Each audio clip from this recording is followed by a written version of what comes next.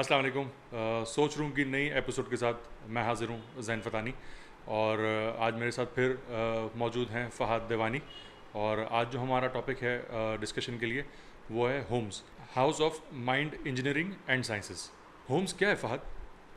अस्सलाम वालेकुम ज़ैन भाई। सबसे पहले तो बहुत बहुत शुक्रिया। और इंशाल्लाह ये जो है वो सिलसिला अब हफ्तावार जारी रहेगा। सवाल होम्स है क्या? होम्स बेसिकली माइंड साइंसेस की एक एडवांस फॉर्म है जो इस वक्त पाकिस्तान में जो है वो नहीं आई। और ये इस वक्त जो है वो अगर मैं देखूं तो सिर्फ़ और सिर्फ जो है वो यूएस और कनाडा के अंदर जो है वो इसको लॉन्च किया गया है। माइंड साइंसेस जैसा कि आपको पता है कि 2 दिहाइयों से जो है वो पूरी दुनिया के अंदर जो है वो बहुत तेज़ी से फैल रहा है, और इसके अफेक्ट जो है वो लोगों की ज़िंदगी पे बहुत पॉजिटिव इम्पैक्ट क्रिएट कर रहे हैं, जिसके अंदर मेडिटेशन है, योगा है, म्यूज़िक थेरेपी है, साइकिलिंग है। ये तमाम की तमाम चीज़ें, अब जितनी स्पोर्ट्स एक्टिविटीज़ ऐसी हैं जो रिक्रिएशनल हैं, फिज़िकल इम्पैक्ट के साथ ब्रेन को इम्पैक्ट करती हैं, इसको माइंड साइंसेस कहते हैं। बट इन तमाम चीज़ों को 2 दिहाई में आधे लोग से ज़्यादा इस्तेमाल ही नहीं कर पाते, क्योंकि उनका जो माइंड है वो अभी तक इंजीनियर्ड ही नहीं हुआ हुआ कि वो इस तमाम चीज़ों को इस्तेमाल कैसे करें, यानी उससे फ़ायदा नहीं उठा पाते। तो पाकिस्तान में हम पायनियर्स हैं जो होम्स को जो है वो इंट्रोड्यूस करा रहे हैं, और इस वक्त जो है वो हम कुछ स्कूल्स के साथ आ चुके हैं, जिसमें से मैं नेक्स्ट स्कूल का जिक्र करना चाहूँगा। अब्दुल जब्बार राठौड़ साहब और उनके साहबजादे शहरियार राठौड़ साहब जो हैं, उनसे हमने जो है वो ये कोलैबोरेशन किया है। एमओयू साइन हो चुका है, और अब हम जो है वो उनको जो है वो दे चुके हैं, उनके स्टूडेंट्स को और उनके टीचर्स फैकल्टी को हम जो है वो ये तमाम चीज़ें सिखा चुके हैं। ये तो हम पिछले 10-12 साल से सुनते हुए आ रहे हैं, तो हम कैसे पाइनियर्स हुए इसके अंदर?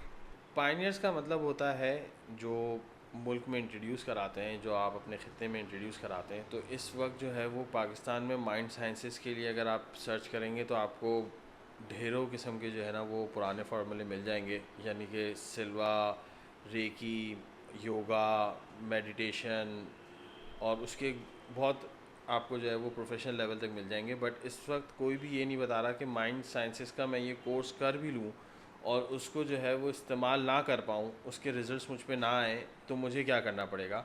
तो हम इस चीज़ को फ़र्स्ट टाइम लेके आए हैं कि अगर रिज़ल्ट्स जो है वो अगर आपसे नहीं आ पा रहे, तो आपको अपनी माइंड इंजीनियरिंग, अपने रूटीन को किस तरीके से चेंज करना है। तो इस तरीके से हम इस वक्त पायनियर्स हैं इस काम के। माइंड इंजीनियरिंग और माइंड साइंसेस में क्या फ़र्क है? सबसे जो इम्पोर्टेंट सवाल है ना, जो ये कंपनी बनाने का मकसद है, वो जैन भाई सिर्फ यही था कि माइंड साइंसेस इस वक्त बहुत अच्छे अच्छे लोग पाकिस्तान में नामवर, बल्कि उन्होंने अपने कई सालों का तजर्बा लगाया है। जैसे तकरीबन कमो बेश जो है वो 15 साल से ज़्यादा जो है वो मुझे हो गए इस माइंड साइंसेस में। और इसी दौरान मैं देख रहा हूँ कि जिन्होंने मेरे साथ या मेरे बाद जो शुरू किया था माइंड साइंसेस को, वो माइंड साइंसेस की मैक्सिमम लेवल, यानी कि जो प्रोफेशनल है, जो गुरु लेवल है, वो भी सिखा रहे हैं। बट उनके रिजल्ट्स नहीं आते, और जो क्लाइंट्स हैं, जो हमारे जितनी भी हमारी पॉपुलेशन है जो इस वक्त माइंडफुल हुई हुई है, और उनके पास ज़िंदगी के अंदर बहुत सारी परेशानियां मौजूद हैं, और वो उस ये टेक्निक सीखने के बाद भी रिज़ल्ट्स ओरिएंटेड नहीं होते।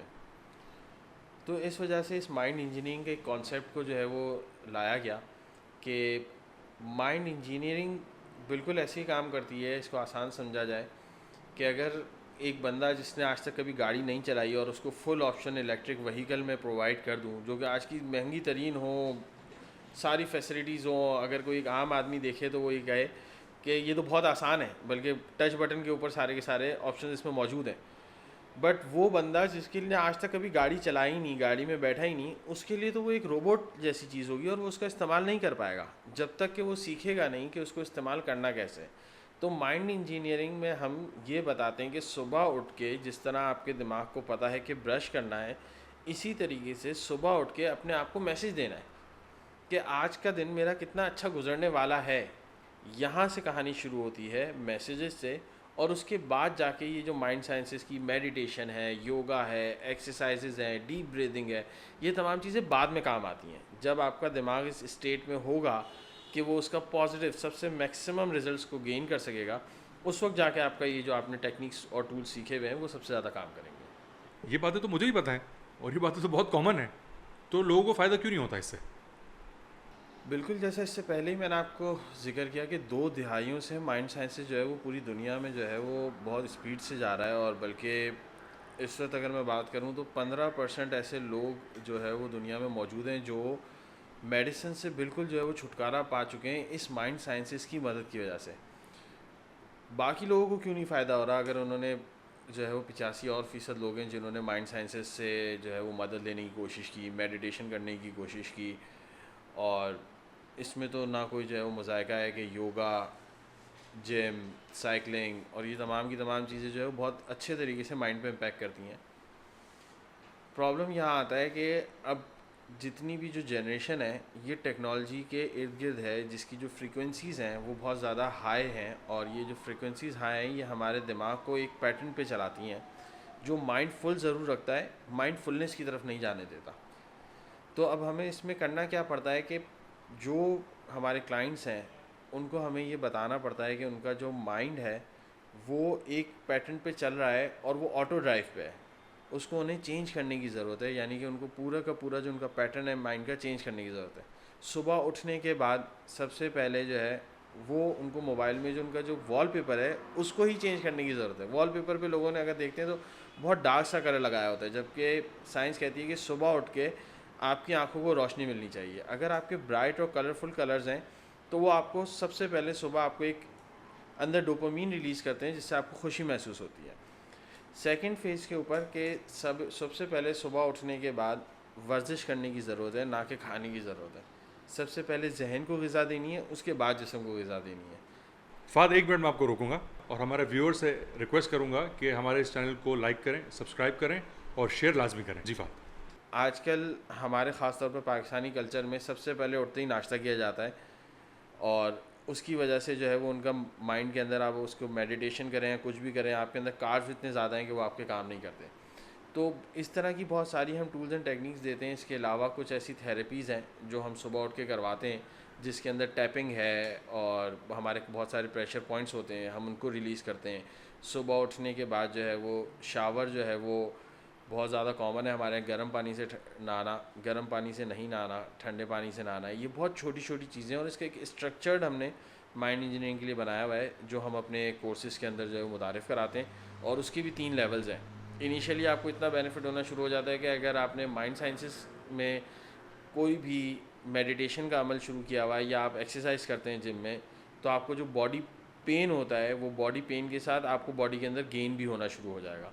तो फर्स्ट इम्पैक्ट हम ये क्रिएट करते हैं, और उसके बाद जो है वो लास्ट लेवल है जब हम दिमाग को जो है वो थीटा लेवल तक ले जाते हैं, जहाँ पे दिमाग के अंदर नई चीज़ें सीखने की ऑटोमेटिकली जो है वो सलाहियत पैदा हो जाती है।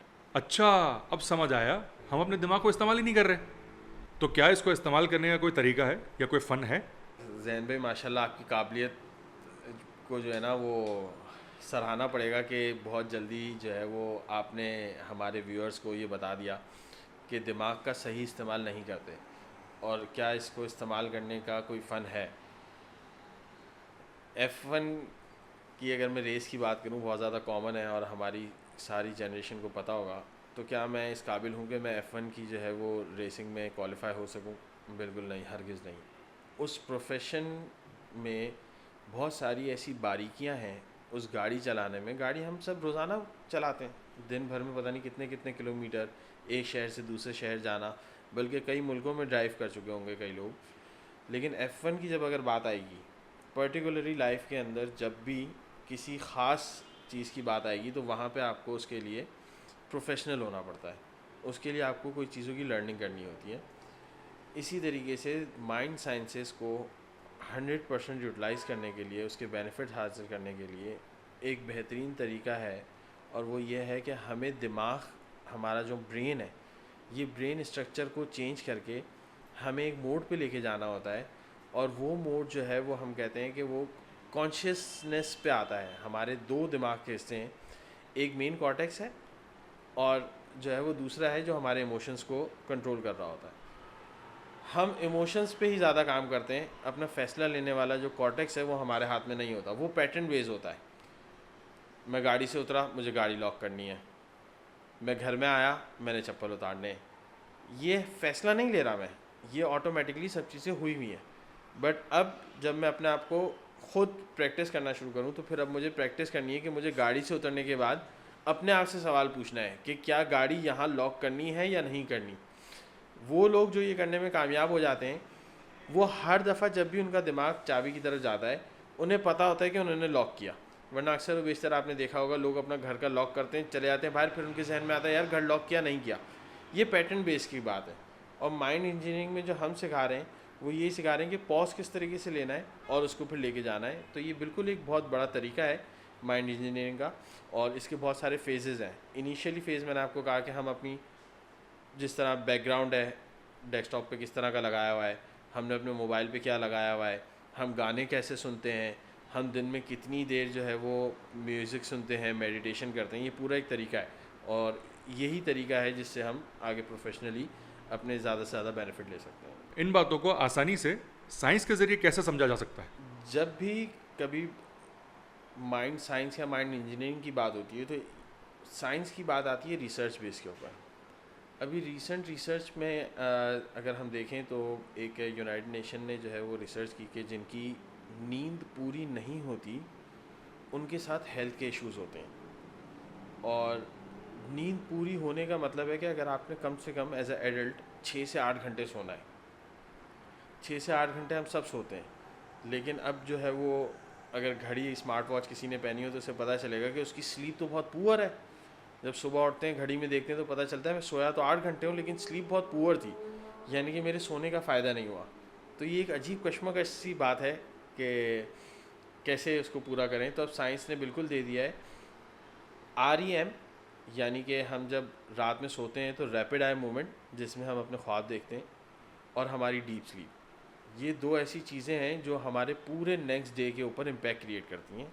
तो बिल्कुल हमारी जो माइंड इंजीनियरिंग है और उसको समझने के लिए आसान है कि हम ऐसी टूल्स एंड टेक्निक्स आपको देते हैं कि आप अगर मेडिटेशन ना भी करें, योगा ना भी करें, सिर्फ फिटनेस का ख्याल रखते हुए अपने दिमाग को और अपने पेट को अच्छी ग़िज़ा दें, तो आपकी REM और आपकी डीप स्लीप दोनों 10 से 15 दिन में ही बेहतर होना शुरू हो जाती हैं। उनके जो रिज़ल्ट्स हैं वो आपको घड़ी पे ही नुमाया नज़र आना शुरू हो जाते हैं। बहुत शुक्रिया फ़ाद आपका, बहुत वैल्यूबल इन्फॉर्मेशन आपने शेयर की और मैं उम्मीद करता हूँ कि हमारे व्यूअर्स जो इससे बहुत ज़्यादा मुस्तफ़ीद होंगे इंशाल्लाह। सेकेंडली मैं शुक्रिया अदा करता हूँ हमारी गोंडल मेमन एसोसिएशन के ऑफिस बेरर्स का और MC मेम्बरान का, जिन्होंने बहुत सपोर्ट किया हमें कि हम जो है वो आज सोच रूम की एपिसोड्स रिकॉर्ड कर रहे हैं। और मैं आपको एक और खुशखबरी देना चाहता हूँ यहाँ पे कि हमारे कराची के जो बड़े बिज़नेस लीडर्स और जो नामवर शख्सियात हैं वो इंशाल्लाह आपको अनकरीब हमारे एपिसोड्स में नज़र आना शुरू हो जाएंगी। बहुत अपना ख्याल रखें और बहुत बहुत शुक्रिया। अल्लाह हाफ़िज़।